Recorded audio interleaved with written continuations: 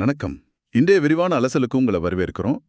நீங்க பகிர்ந்துகிட்ட தகவல்கள்லேருந்து முக்கியமான விஷயங்களையும் உங்களுக்கு பயன்படக்கூடிய சில நுண்ணறிவுகளையும் நம்ம பிரிச்செடுக்க போறோம். இன்னைக்கு நம்ம கிட்ட 3 முக்கியமான பகுதிகள் இருக்கு. ஒவ்வொன்றுமே சில பெரிய மாற்றங்களை காட்டுது.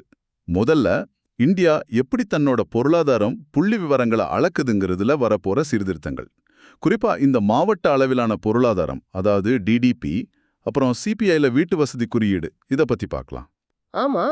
அடுத்து, இந்திய பள்ளிகள்ல செயற்கை நுண்ணறிவு, அதாவது ஏஐ எப்படி வரப்போகுது, அதுல என்ன நல்லது என்ன சவால் இருக்குன்னு கொஞ்சம் அலசுவோம். சரி. கடைசியா கொஞ்சம் உலக அரசியலுக்கு போவோம். அமெரிக்கா சீனா உறவுகள்ல என்ன புதுசா நடக்குது, அப்புறம் ரஷ்யா எண்ணெய் மேல அமெரிக்கா போட்டிருக்கிற தடைகள் இந்தியாவை எப்படி பாதிக்கலான்னு பார்க்கலாம். ஓகே. இதுக்காக புள்ளியியல் அமைச்சகத்தோட அறிவிப்புகள், கல்வி பத்தின தலையங்கம், சர்வதேச உறவுகள் பத்தின கட்டுரைகள்னு நிறைய மூலங்களை நாம பார்த்திருக்கோம். இதிலிருந்து உங்களுக்கு தேவையான முக்கிய தகவல்களை தொகுத்து ஒரு தெளிவான படத்தை கொடுக்கறது தான் நம்ம நோக்கம். சரி, நேரடியா விஷயத்துக்கு போயிடலாம். முதல்ல இந்த புள்ளி விவர கட்டமைப்புல ஒரு முக்கியமான விஷயம், MoSPI, அதாவது புள்ளியியல் மற்றும் திட்ட அமலாக்க அமைச்சகம், மாவட்ட உள்நாட்டு உற்பத்தி டிடிபி கணக்கிடுறதுல ஒரு பெரிய மாற்றத்தை கொண்டு வராங்க. இப்ப இருக்கிற முறை எப்படின்னா, மாநிலத்தோட மொத்த உற்பத்தி ஜிஎஸ்டிபியை எடுத்து சும்மா மக்கள் தொகை மாதிரி சில விஷயங்களை வச்சு மாவட்டங்களுக்கு பிரிச்சு கொடுப்பாங்க. இது பல வருஷமா இருக்கு, ஆனா இது உண்மையா காட்டல இல்லையா? நிச்சயமா. இந்த இப்போ இருக்கிற டாப் டவுன் முறையில நிறைய மாவட்டங்களோட வளர்ச்சி விகிதம் பார்க்க ஒரே மாதிரி தெரியும். இது பாலிசி மேக்கர்ஸ்க்கு சரியா வழிகாட்டாது. ஒரு மாவட்ட பின்தங்கி இருந்தாலும் மாநில சராசரியில அது மறைஞ்சிடும். ஓ, அப்படியா? அது சரி செய்யத்தான் மாஸ்பி ஜான்வரி 2025 இருந்து ஒரு புதிய கீழிருந்து மேல், அதாவது பாட்டம் அப் முறைய கொண்டு வராங்க. இதுக்கு 2 முக்கியமான டேட்டா சோர்ஸ் யூஸ் பண்ண போறாங்க. ஒன்னு ASUSA அமைப்பு சாரா நிறுவனங்களோட வருடாந்திர ஆய்வு, இன்னொன்னு PLFS காலமுறை தொழிலாளர் கணக்கெடுப்பு. இந்த ASUSA PLFS இத பத்தி கொஞ்சம் சொல்லுங்களேன். அது எப்படி இந்த பாட்டம் அப் கணக்குக்கு உதவும்? கண்டிப்பா. ASUSA உற்பத்தி, வியாபாரம், சேவைன்னு அமைப்பு சாரா துறைகள்ல இருக்க லட்சக்கணக்கான சின்ன சின்ன நிறுவனங்கள், குடும்ப தொழில்கள், இவங்களோட பொருளாதார நடவடிக்கைகள் பத்தின விரிவான டேட்டாவை சேகரிக்குது. இது முன்னாடி வருஷத்துக்கு ஒரு தடவை வந்துச்சு. இப்போ காலாண்டுக்கு ஒரு தடவை வரதால இன்னும் லேட்டஸ்ட் டேட்டா கிடைக்கும். ஓ, குவார்ட்டர்லியா? அப்போ நல்லது. ஆமா. PLFS நேஷனல் ஸ்டாட்டிஸ்டிக்கல் ஆஃபீஸ், அதாவது NSO, கிராமம் நகரம் ரெண்டுலயும் வேலைவாய்ப்பு, வேலையின்மை, தொழிலாளர் பங்களிப்பு விகிதம்னு முக்கியமான டேட்டாவை மாசாந்திரமா கொடுக்குது. மாசாந்திரமா? ஓகே. இந்த மாவட்டத்தோட உண்மையான பொருளாதார செயல்பாடு என்னன்னு கீழ இருந்து நம்மால கணக்கிட முடியும். சும்மா மாநில சராசரியை நம்பாம உள்ளூர்ல என்ன நடக்குதுன்னு தெரியும். அப்போ இந்த புதிய துல்லியமான டிடிபி ஏன் இவ்வளவு முக்கியம்? இது சும்மா நம்பர் மாறுறது மட்டும்தானா, இல்ல நிஜமாவே பயன் இருக்கா? இல்ல, இது வெறும் நம்பர் இல்ல. இதோட தாக்கம் ரொம்ப அதிகம். ரொம்ப துல்லியமான டிடிபி இருந்தா எந்த மாவட்டங்கள் உண்மையிலே பின்தங்கி இருக்குன்னு கரெக்டா கண்டுபிடிக்கலாம். ஆமா. அவங்களுக்கு ஏத்த மாதிரி இலக்கு வச்சு திட்டங்கள் போடலாம். உள்ளூர் நிர்வாகம் அவங்க பட்ஜெட்டா ஆதாரத்தோட பிளான் பண்ணலாம். ஏன் சில பகுதிகளில் ஏற்றத்தாழ்வு இருக்கு, மாவட்ட அளவுல வேலைவாய்ப்பு எப்படி மாறுதுன்னு தெளிவா புரிஞ்சுக்கலாம். சுருக்கமா சொன்னா இது எவிடன்ஸ் பேஸ்ட் கவர்னன்ஸ், ஆதார அடிப்படையிலான நிர்வாகத்தை பலப்படுத்தும். விக்சித் பாரத 2047 மாதிரி திட்டங்களுக்கு இது ரொம்ப முக்கியம். புரியுது. துல்லியமான டேட்டா இருந்தாதான் நல்ல பாலிசிஸ் வரும். கரெக்ட். சரி, இந்த புள்ளி விவர துல்லியம்ங்கிறது டிடிபி வரை நிக்கல போல. சிபிஐ, அதாவது நுகர்வோர் விலை குறியீடுலயும் மாற்றம் வரப்போகுதுன்னு சொன்னீங்க. குறிப்பா வீட்டு வசதி குறியீடுல. அது என்ன விஷயம்? அதுல என்ன பிரச்சனை இருந்துச்சு? ஆமா, சிபிஐ நம்மள நேரடியா பாதிக்கிற சில்லறை பணவீக்கத்தோட அளவுகோல். இதுல வீட்டு வாடகை ஒரு முக்கியமான பங்கு வகிக்குது.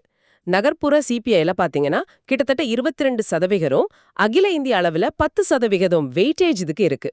ஆனா இப்போ இருக்கிற முறையில வீட்டு வாடகை டேட்டா 6 மாசத்துக்கு ஒரு தடவை தான் எடுக்கிறாங்க.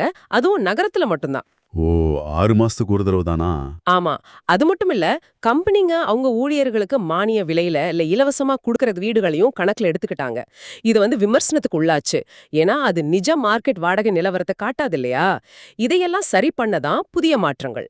அப்போ புதிய முறையில என்னென்ன மேம்பாடுகள் வரப்போகுது? கிராமங்களையும் சேர்க்கறதா சொன்னீங்களே? அதுதான் இதுல ரொம்ப முக்கியமான மாற்றம். முறையா கிராமப்புற வீட்டு வாடகையையும் சிபிஐ கணக்குல சேர்க்க போறாங்க. இப்போ சமீபத்துல வந்த 2023-24 குடும்ப நுகர்வு செலவு கணக்கெடுப்பு HCSES தடவையா கிராமப்புற வாடகை அப்புறம் சொந்த வீட்ல இருக்கிறவங்களுக்கான கற்பித்த வாடகைன்னு சொல்ற இம்ப்யூட்டட் ரெண்ட் இது ரெண்டையும் கணக்கிட்டிருக்கு. இதுதான் இந்த மாற்றத்துக்கு காரணம். ஓ, இது பெரிய விஷயமாச்சே. அப்போ சிபிஐ இன்னும் யதார்த்தமா இருக்குமே. நிச்சயமா. அது மட்டும் இல்ல, வாடகை டேட்டா இனிமே மாசாந்திரம் சேகரிப்பாங்க. அரசாங்கம் கம்பெனி கொடுக்கிற வீடுகளை கணக்குல இருந்து எடுத்துருவாங்க. சாம்பிள் சைஸ் பெருசாக்குவாங்க. அப்புறம் டேட்டா சேகரிக்கிற முறைய IMF-ஓட வழிகாட்டுதல் படி இன்னும் மேம்படுத்துவாங்க. இது லைக் ஃபார் லைக் கம்பேரிசன், அதாவது ஒரே மாதிரி வீடுகளை ஒப்பிட உதவும். இதனால பணவீக்க கணக்கீடு இன்னும் துல்லியமாகும். ஆக இந்த ரெண்டு மாற்றங்களும் டிடிபியும் சரி சிபிஐயும் சரி இந்தியாவோட பொருளாதாரத்தை இன்னும் சரியா உண்மையா புரிஞ்சுக்க உதவும் தோணுது. இது பாலிசி மேக்கர்ஸ் மட்டும் இல்ல, ரிசர்வ் பேங்க் ஏன் நம்மள மாதிரி சாதாரண மக்களுக்கும் கூட யூஸ்ஃபுல்லா இருக்கும். சரி, இப்போ பொருளாதாரம் புள்ளி விவரத்திலிருந்து கல்விக்கு போவோம். அங்கேயும் ஒரு பெரிய டெக்னாலஜி மாற்றம் வர மாதிரி தெரியுதே. ஆமா, அடுத்தது நம்ம பாக்குறது இந்திய கல்வி முறையில செயற்கை நுண்ணறிவு AIயோட அறிமுகம். 2026-27 கல்வி வருஷத்திலிருந்து 3வது வகுப்பிலிருந்தே ஏஐய ஒரு பாடமா கொண்டு வர அரசாங்கம் திட்டம் போட்டிருக்கு. இது தேசிய கல்விக் கொள்கை 2020ஓட ஒரு பகுதி. எதிர்காலத்துக்கு பசங்களை தயார்படுத்துற ஒரு பெரிய முயற்சி. 3வது வகுப்புல இருந்தே ஏஐயா? கேட்கவே ஆச்சரியமா இருக்கே. இதோட அடிப்படை நோக்கம் என்ன? இது மாணவர்களுக்கு எப்படி யூஸ் ஆகும்னு எதிர்பார்க்கறாங்க? முக்கிய நோக்கம் AI தொழில்நுட்பம் ஆதிக்கம் செலுத்த போற எதிர்கால உலக பொருளாதாரம் சமூகத்துக்கு இந்திய மாணவர்களை தயார் பண்றதுதான். AI மூலமா இயங்குற கற்றல் தளங்கள், அதாவது லேர்னிங் பிளாட்ஃபார்ம்ஸ், ஒவ்வொரு ஸ்டூடெண்டோட தனிப்பட்ட வேகம், அவங்க புரிஞ்சுக்கிற விதம், அவங்களோட பலம் பலவீனம் இதுக்கெல்லாம் ஏத்த மாதிரி பாடங்களை பர்சனலைஸ் பண்ணி கொடுக்க முடியும். Personalised learning. ஆமா, உதாரணத்துக்கு ஒரு பையனுக்கு ஃப்ராக்ஷன்ஸ் கஷ்டமா இருந்தா AI பிளாட்ஃபார்ம் அவனுக்கு இன்னும் கொஞ்சம் பயிற்சி, வேற மாதிரி விளக்கம், வீடியோஸ்னு தேவைக்கேத்த மாதிரி கொடுக்கும். அதே சமயம் வேகமா படிக்கிறவங்க போர் அடிக்காம அடுத்த லெவலுக்கு போகலாம். இது எப்படின்னா ஒவ்வொரு குழந்தைக்கும் ஒரு தனி டியூட்டர் கிடைக்கிற மாதிரி. ஓ, இது பலதரப்பட்ட கற்றல் தேவை இருக்கிற மாணவர்களுக்கு உதவுறதோட மொழி தடைகளை தாண்டி கற்றலை இன்னும் இன்க்ளூசிவா, அதாவது எல்லாரையும் உள்ளடக்கியதா மாத்த முடியும். இந்த பர்சனலைஸ்ட் லேர்னிங் நல்ல விஷயமா தெரியுது. ஆனா டெக்னாலஜி மட்டும் போதுமா? இங்க டீச்சர்ஸோட பங்கு என்ன ஆகும்? நாட்டுல 1 கோடிக்கு மேல டீச்சர்ஸ் இருக்காங்களே, இந்த ஏஐ அவங்கள எப்படி பாதிக்கும்? அவங்களுக்கு உதவியா இருக்குமா இல்ல பாரமா மாறுமா? இது ரொம்ப ரொம்ப முக்கியமான கேள்வி. டெக்னாலஜி எவ்ளோ வளர்ந்தாலும் அது டீச்சரோட இடத்த பிடிக்க முடியாது. அதுக்கு பதிலா AI டீச்சர்ஸ்க்கு ஒரு பவர்ஃபுல் டூலா, ஒரு அசிஸ்டண்டா இருக்க முடியும். எப்படின்னு கொஞ்சம் சொல்லுங்களேன். இப்போ மார்க் போடுறது, அட்டெண்டன்ஸ் எடுக்கிறது, ரிப்போர்ட் ரெடி பண்றது மாதிரி நேரத்தை எடுக்கிற அட்மின் வேலைகளை AI பார்த்துக்கிட்டா டீச்சர்ஸ்க்கு ஸ்டூடெண்ட்ஸோட நேரடியா பேச, கிரியேட்டிவா டீச் பண்ண, அவங்களோட சோஷியல் இமோஷனல் தேவைகளை கவனிக்க, தனிப்பட்ட கைடன்ஸ் கொடுக்க நிறைய டைம் கிடைக்கும். சரி. அதாவது டீச்சர்ஸ் வெறும் இன்ஃபர்மேஷன் கொடுக்கறவங்களா இல்லாம ஸ்டூடெண்ட்ஸோட கிரிட்டிக்கல் திங்கிங், ப்ராப்ளம் சால்விங் மாதிரி ஹையர் லெவல் ஸ்கில்ஸை வளர்க்குற ஃபெசிலிட்டேட்டரா மாறுவாங்க. ஆனா இந்த மாற்றத்துக்கு டீச்சர்ஸை தயார்படுத்துறது அது பெரிய சவால் தானே? நிச்சயமா. இதுதான் இந்த திட்டத்தோட வெற்றிக்கு மிக முக்கியமான பாயிண்ட். நாடு பூரா இருக்கிற 1 கோடிக்கு மேல டீச்சர்ஸ்க்கு ஏஐயை எப்படி யூஸ் பண்றது, அதை வச்சு எப்படி டீச்சிங்கை மாத்துறதுன்னு போதுமான தொடர்ச்சியான பயிற்சி கொடுக்கறது ஒரு பெரிய டாஸ்க். சில ஆயிரம் டீச்சர்ஸ்க்கு பைலட் ட்ரைனிங் கொடுத்திருந்தாலும் இதை நாடு முழுக்க கொண்டு போறதுக்கு பெரிய திட்டமிடல், முதலீடு தேவைப்படும். டீச்சர்ஸோட ஒத்துழைப்பும் கத்துக்கிற ஆர்வமும் முக்கியம். எதிர்கால வேலைவாய்ப்பு பத்தி பேசும்போது ஏஐ நிறைய வேலையை மாத்தும் இல்ல இல்லாம பண்ணிடும்னு ஒரு பயம் இருக்குல்ல. இந்த நேரத்துல ஸ்கூல்லயே ஏஐ கொண்டு வர்றது எப்படி பார்க்கப்படுது? உன்னதான், ஏஐ சில வேலைகளை பாதிக்கும்.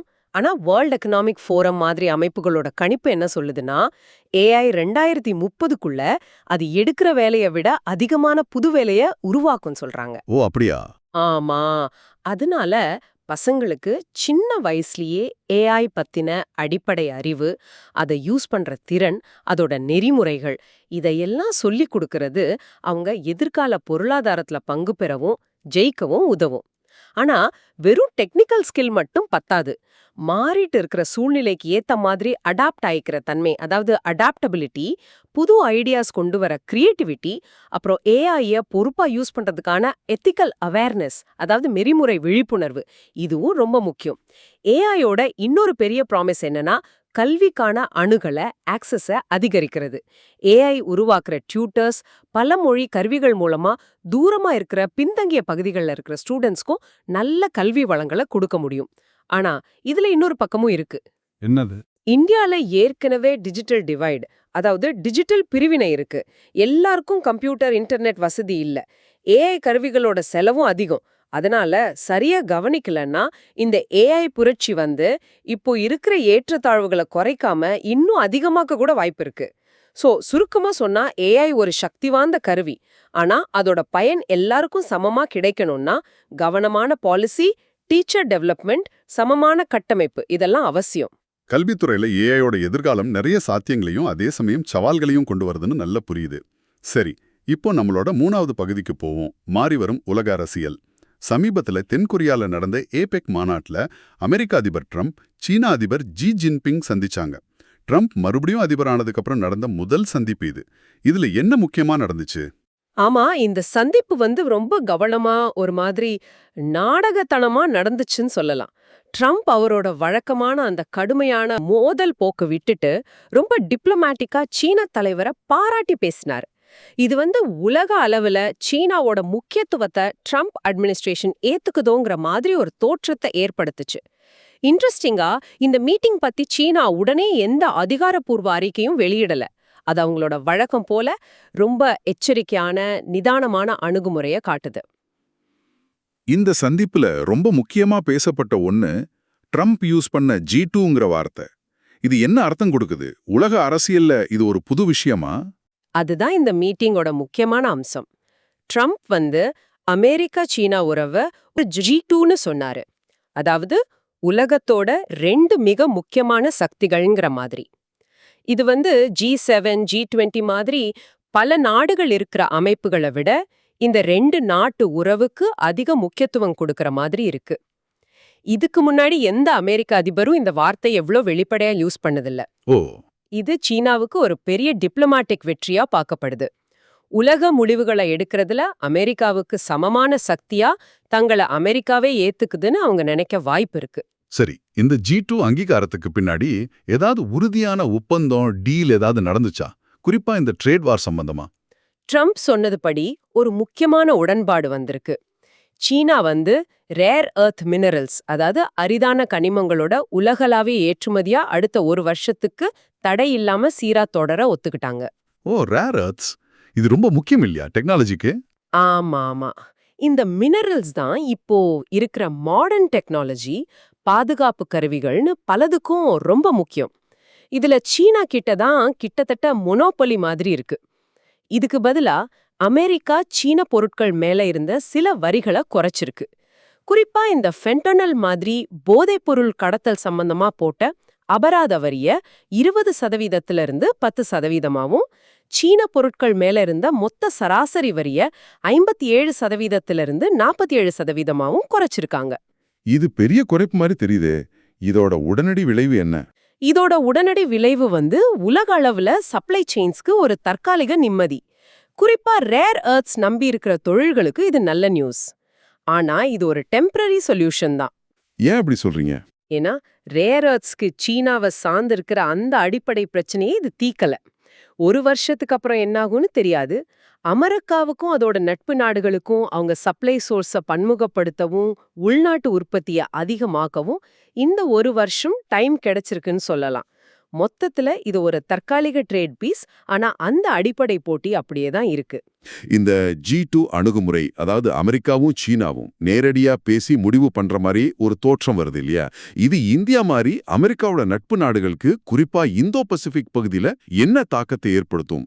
இது இந்தியாவோட நிலைப்பாட்டை மாத்துமா? இதுதான் இப்போ முக்கியமான கேள்வி. ட்ரம்போட முதல் டேர்ம்ல 2017ல ஆரம்பிச்சப்போ அவர் சீனாவை ஒரு போட்டியாளரா பார்த்து இந்தியாவை ஒரு முக்கிய பார்ட்னரா பார்த்தாரு. குவாட் மாதிரி கூட்டணிகளை பலப்படுத்தினாரு. ஆனா இப்போ அவரோட 2வது டேர்ம் ஆரம்பத்துல அணுகுமுறை ட்ரேட் சார்ந்து அமெரிக்கா ஃபர்ஸ்ட் அப்படிங்கிற மாதிரி தெரியுது. அவர் ஜப்பான், சவுத் கொரியா மாதிரி ரொம்ப கால நட்பு நாடுகளை கூட அமெரிக்கால அதிகமா இன்வெஸ்ட் பண்ண சொல்லி பிரஷர் பண்றாரு. ஆமா.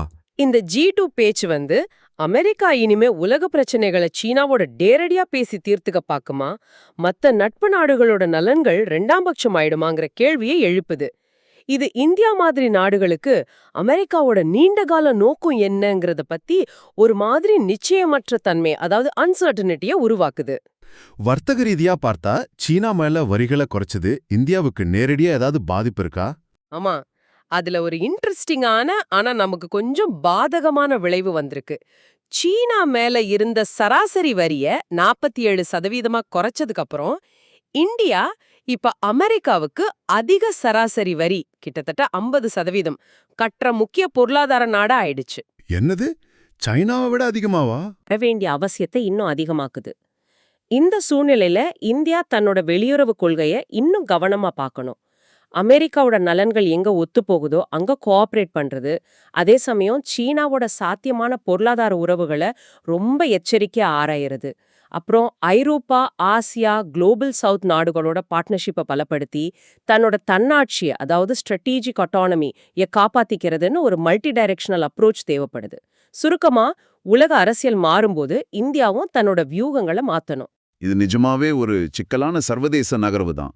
இந்த பின்னணியில ரஷ்யா எண்ணெய் மேல அமெரிக்கா புதுசா தடை போட்டிருக்கிற செய்தியும் வந்திருக்கு.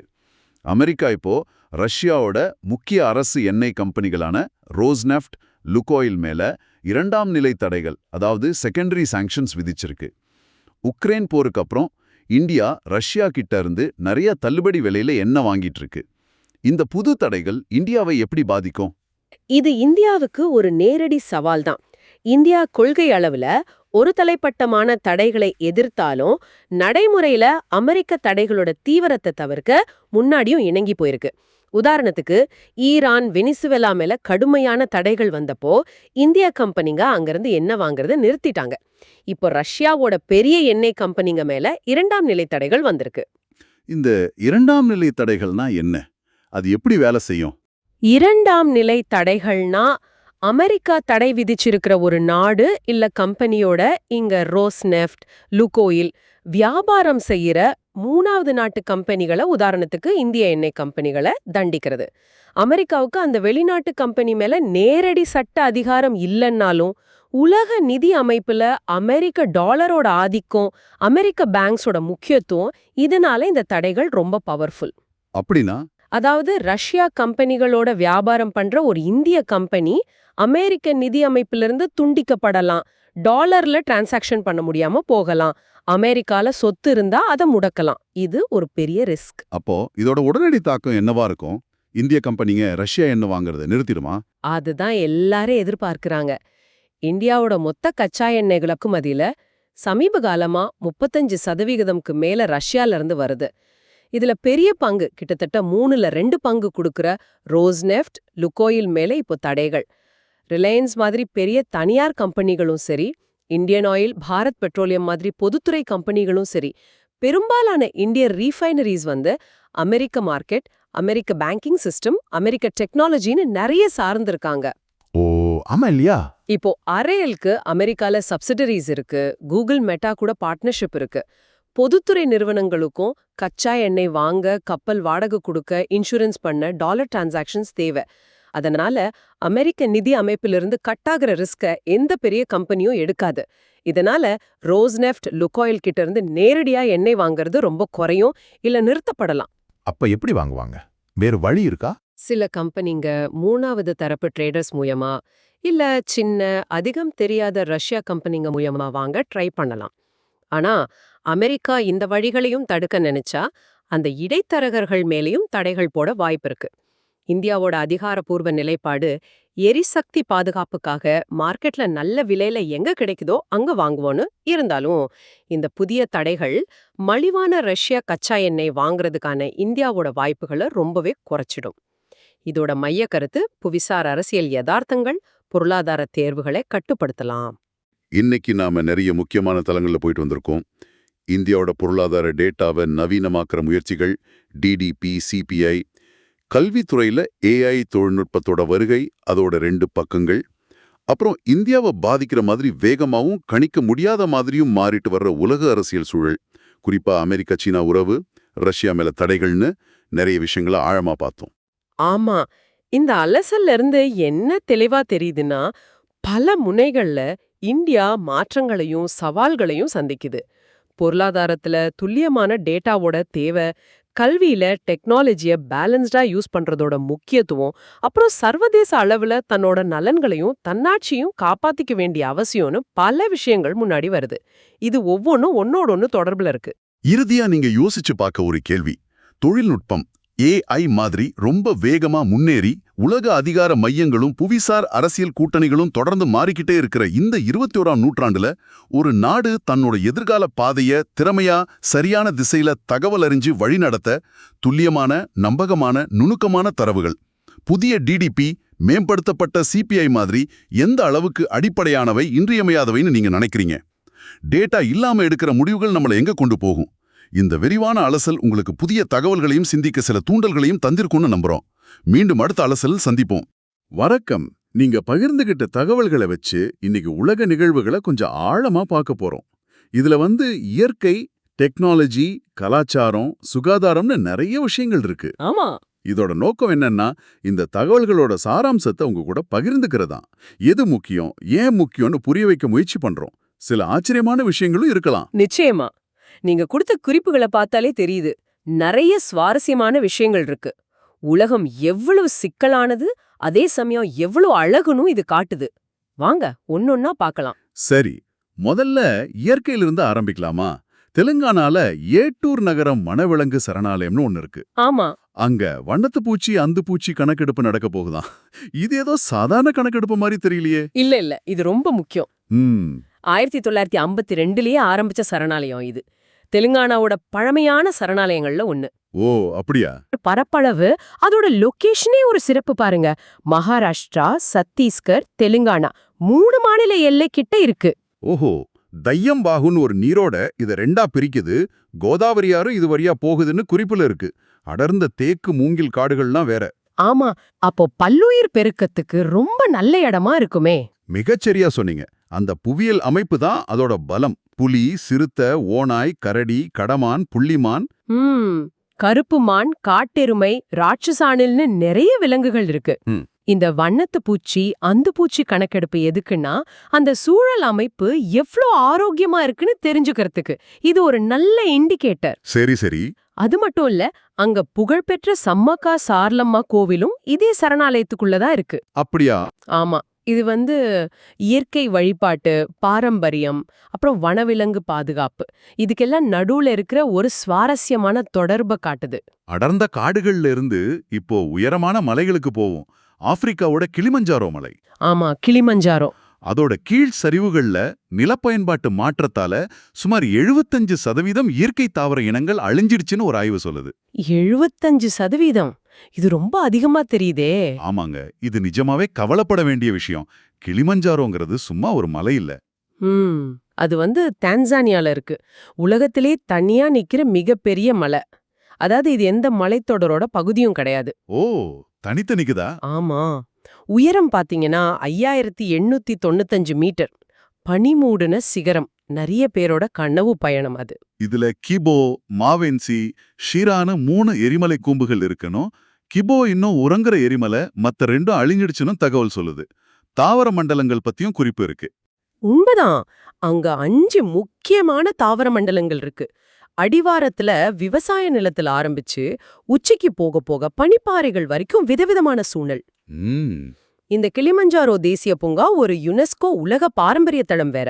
ஆனா அந்த 75% தாவர இழப்பு குறிப்பா அடிவார பகுதிகள்ல. அங்க ஏன்? மனுஷங்க விவசாயம், குடியிருப்புகளுக்காக நிலத்தை பயன்படுத்துறதாலே ஏற்பட்டிருக்கு. இது நமக்கு என்ன சொல்லுதுன்னா, ரொம்ப பிரபலமான பாதுகாக்கப்பட்ட இடங்கள்ல கூட மனுஷங்களோட தாக்கம் எவ்ளோ தீவிரமா இருக்குன்னு பாருங்க. பல்லுயிர் இழப்புங்கிறது நம்ம கண்ணு முன்னாடியே நடக்குது. மலைகளோட உச்சியிலிருந்து இப்ப கடலுக்கடியில போலாமா? அமெரிக்காவோட ஒரிகன் கடற்கரை பக்கத்துல ஆக்சியல் சீ மவுண்டனே ஒரு நீருக்கடியில இருக்க எரிமலை வெடிக்கலானே விஞ்ஞானிங்க எச்சரிச்சிருக்காங்க. ஆமா, ஆக்சியல் சீ மவுண்ட். அங்க நிறைய நிலநடுக்கங்கள் பதிவாகுதாமே, இது நிலத்துல இருக்கிறவங்களுக்கு ஆபத்தா இருக்குமா? நல்ல கேள்வி. இந்த எரிமலை ஓரிகன் கடற்கரையிலிருந்து சுமார் 300 மைல் தூரத்துல இருக்கு, பசிபிக் பெருங்கடல்ல, 1400 மீட்டர் ஆழத்துல. ஓ, கடல்கடியில. ஆமா, இது பசிபிக் தட்டு, ஜுவான் டி ஃபுகா தட்டுன்னு 2 பெரிய பூமி தட்டுகளோட எல்லையில இருக்கு. அதனாலதான் இது ரொம்ப ஆக்டிவா இருக்கு. நிலத்துல இருக்க மக்களுக்கு இதனால நேரடி ஆபத்து இல்ல. ஆனா விஞ்ஞானிகளுக்கு இது ஒரு கோல்டு மைன் மாதிரி. கோல்டு மைனா எப்படின்னு சொல்றீங்க? இங்க ஹைட்ரோதெர்மல் வென்ட்ஸ் பத்தி சொல்லியிருக்கீங்க. நீருக்கடியில வெந்நீர் ஊற்றுகளா? ஆமா, சிம்பிளா சொல்லணும்னா கடலுக்கு அடியில இருக்கிற வெந்நீர் ஊற்றுகள் எரிமலை செயல்பாட்டால உருவாகுது. அங்க சூரிய ஒளியே கிடையாது. அப்ப எப்படி உயிர் வாழும்? அங்கதான் விஷயம். அந்த வெந்நீர் ஊற்றுல இருந்து வர கெமிக்கல்ஸ ஆற்றலா பயன்படுத்தி வாழற ஒரு தனி உலகமே அங்க இருக்கு. ராட்சத குழாய் புழுக்கள், சிலந்தி நண்டுகள், விசித்திரமான மீன்கள், ஆக்டோபஸ்கள்னு அப்படியா? நிறைய உயிரினங்கள். பார்க்கவே வேற கிரகம் மாதிரி இருக்கும். 1998, 2011, 2015ல எல்லாம் இந்த எரிமலை வெடிச்சிருக்கு. அங்கதான் உலகத்தோட முதல் நீர்க்கடி எரிமலை கண்காணிப்பு நிலையம், நிமோன்னு பேரு, அது செயல்படுது. ஓ, நிமோ. ஆமா, அது ரியல் டைம்ல டேட்டா அனுப்புறதால எரிமலை வெடிப்ப முன்கூட்டியே கணிக்கவும் இந்த அரிதான சூழலை பத்தி தெரிஞ்சுக்கவும் ரொம்ப உதவுது. ரொம்ப சுவாரஸ்யமா இருக்கு. இயற்கை சில நேரம் அழிவையும் சில நேரம் அதிசயத்தையும் காட்டுது. அடுத்ததா ஸ்பெயின்ல உலகத்தோட முதல் வெள்ளை ஐபீரியன் லிங்க்ஸ கண்டுபிடிச்சிருக்காங்க.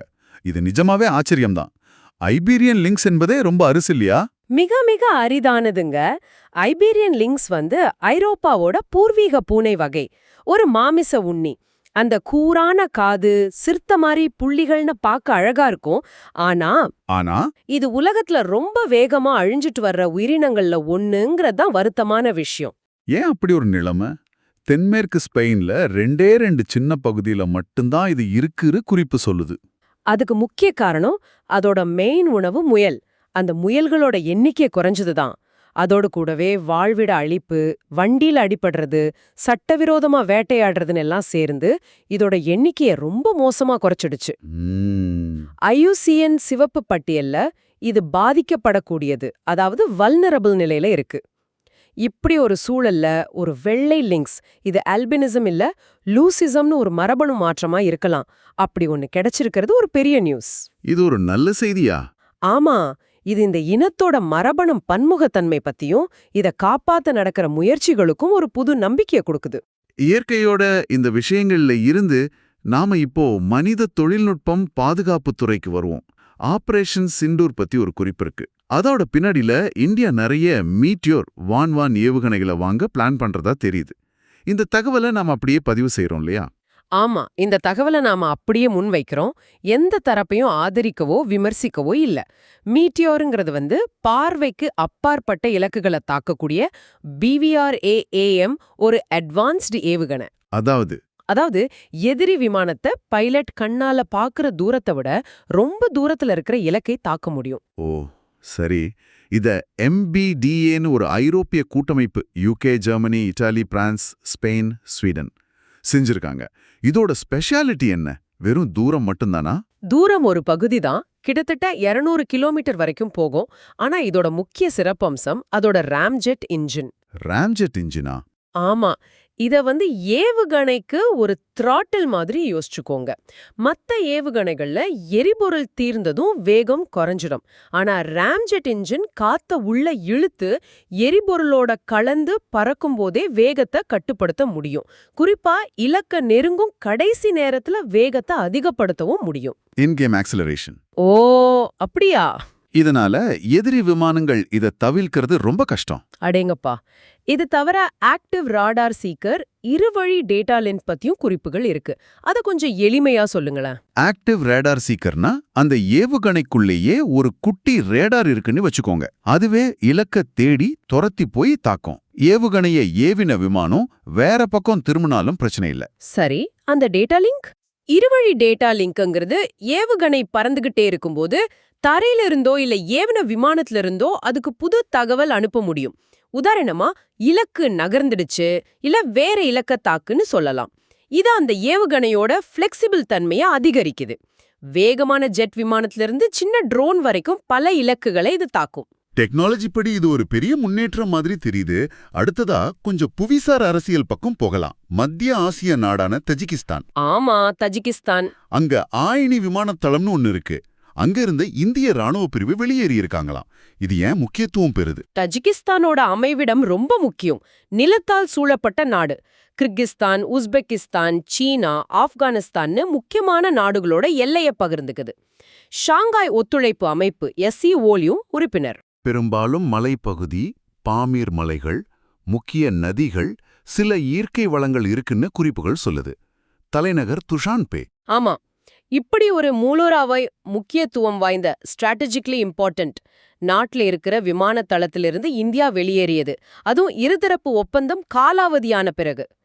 இது அந்த பகுதியோட புவிசார் அரசியல்ல நடக்கிற மாற்றங்களோட ஒரு அறிகுறியா பார்க்கப்படுது. இதுக்கு பின்னாடி என்ன காரணங்கள், இதனால என்ன விளைவுகள் வரும்னு கவனிக்கணும் போல. நிச்சயமா, இது ஒரு தனி நிகழ்வா இல்லாம ஒரு பெரிய புவிசார் அரசியல் நகர்வோட ஒரு பகுதியா இருக்கலாம். இப்போ கலாச்சாரம், சமூகம், சுகாதாரம் சார்ந்த விஷயங்களுக்கு வருவோம். லண்டன்ல BAPS ஸ்ரீ சுவாமிநாராயண் மந்திர் இருக்குல்ல, நீஸ்டன் டெம்பிள்னு சொல்லுவாங்க. ஆமா, நீஸ்டன் டெம்பிள். சமீபத்துல 3ஆம் சார்லஸ் மன்னரும் ராணி கமிலாவும் அங்க வந்திருக்காங்க. இது சும்மா ஒரு கோயில் தானா? இல்ல, அதை விட அதிகம். இது ஐரோப்பாவோட முதல் பாரம்பரிய இந்து கல் கோயில். 1995ல திறந்தாங்க. இதோட ஸ்பெஷாலிட்டியே இது பழங்கால இந்திய கோயில் கட்டுற முறையில மாடர்ன் கருவிகள் இல்லாம முழுக்க முழுக்க கல்லால கட்டினதுதான். ஆமா, 2,82,828 டன் பல்கேரிய சுண்ணாம்புக்கள், 2000 டன் இத்தாலிய மார்பிள் யூஸ் பண்ணினதாவும், இந்த கல்லை இந்தியாவுக்கு அனுப்பி 1500 சிற்பிகள் கையால செதுக்கினதாவும் தகவல் இருக்கு. ஒரு காலத்துல இதுதான் இந்தியாவுக்கு வெளியில இருந்த மிகப்பெரிய இந்து கோயில்னு கின்னஸ் ரெக்கார்டு கூட இருந்ததாமே. உண்மைதான். அதுக்கு பின்னாடி இருக்கிற உழைப்பும் அர்ப்பணிப்பும் அசாதாரணமானது. மதிப்பிற்குரிய பிரமுக் சுவாமி மகாராஜாவோட வழிகாட்டுதல்ல முழுக்க முழுக்க தன்னார்வலர்கள் பக்தர்களோட நன்கொடையில கட்டப்பட்டது. வெறும் 2.5 வருஷத்துல மெயின் கோயில் கட்டி முடிச்சாங்கன்னா பாருங்க. ஆச்சரியமா இருக்கு. இது வெறும் வழிபாட்டு தலம் மட்டும் இல்ல, அங்க இந்து மதத்தை புரிஞ்சு கொள்வதுன்னு ஒரு நிரந்தர கண்காட்சி இருக்கு.